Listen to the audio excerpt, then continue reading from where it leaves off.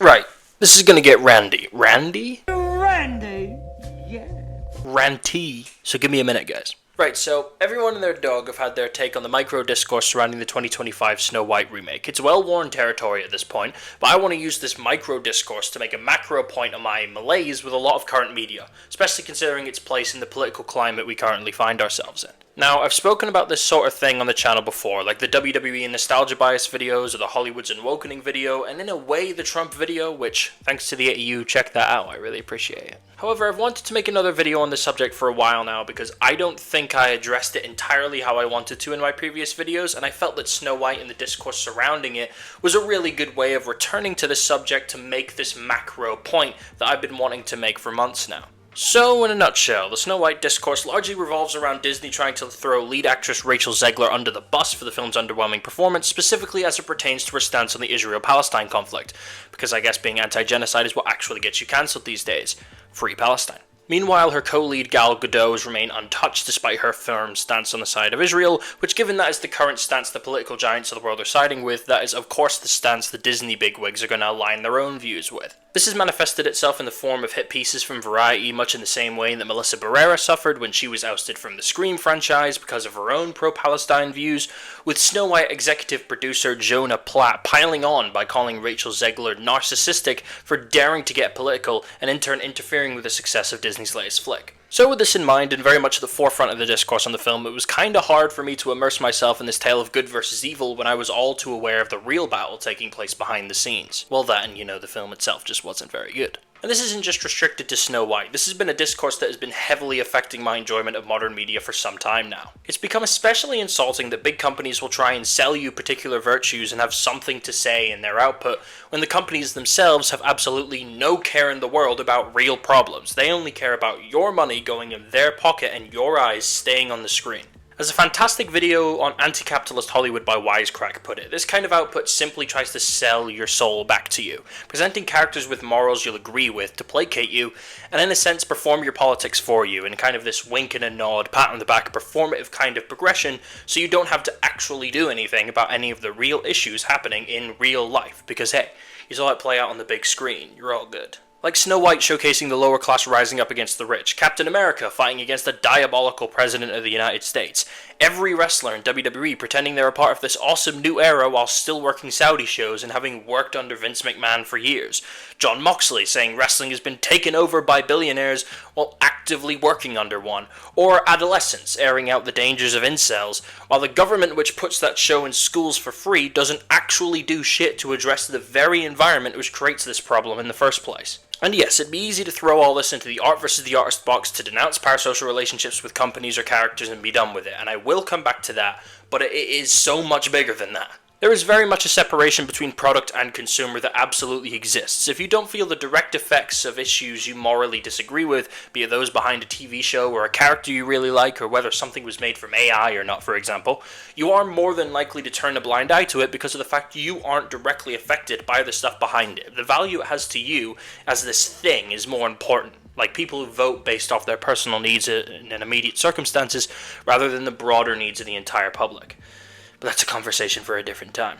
And in a lot of ways I can't begrudge people individually for having this problem because it's such an ingrained part of the world we're in. This moral sacrifice goes beyond art. It happens constantly in our everyday lives and is often essential for us to live. For example, eggs. A 2020 article from The Guardian by Australian philosopher Matt Beard discussed this idea, using the example of people being more likely to sacrifice their morals because of the necessities of their immediate circumstances, such as paying to buy the cheaper but less ethical caged eggs rather than the more expensive but morally righteous free-range ones. But like I said before, it's simply the way of the world in which we live, that every single day some kind of moral or ethical sacrifice needs to be made in order for us to live our lives. Hell, I'm making this video for fucking YouTube, right? I myself am a hypocrite, we all are. But that doesn't make the systems in which we function, okay. And again, while we maybe shouldn't judge individuals for making these choices as much as we should judge and hold in contempt the systems which allow this in the first place, I think the consumption of art is a little different.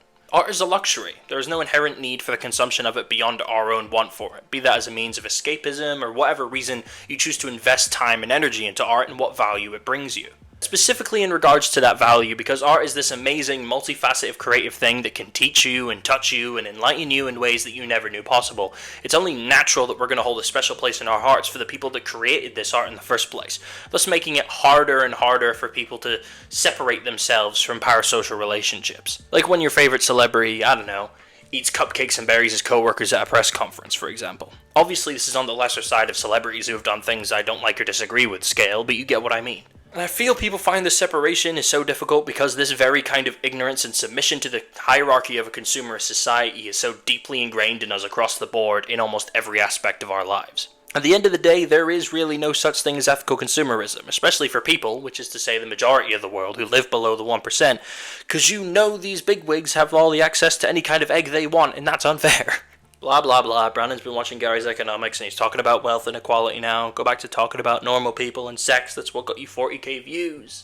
Only 8 people watched your Trump video. You don't know how to YouTube. Right, so we all need the essentials. It's ridiculous to expect people to constantly have their heads switched on about where everything they are consuming is coming from, on top of everything else that already happens in their daily lives. And of course, a lot of people just don't care, unfortunately. Some won't think too deeply about that stuff, because as long as their immediate circumstances are all good, that's all they care about. And again, in a lot of ways, I can't begrudge people for that. Like, I haven't made YouTube videos in 2 months because I've really grown to dislike the platform, and I'm going to post this now onto the likes of X and Instagram, which are themselves absolute shitholes, but it's the way the wind blows, and at the end of the day I want people to see my work, so fuck, the ethics problem is inescapable. But while we all need an escape from the anxieties and stresses of our own lives, letting ourselves become attached to art and have it perform our politics for us beyond the need for escapism and beyond its role as a luxury is something I feel we as people collectively need to look ourselves in the mirror for. Which is something I actually think is happening right now.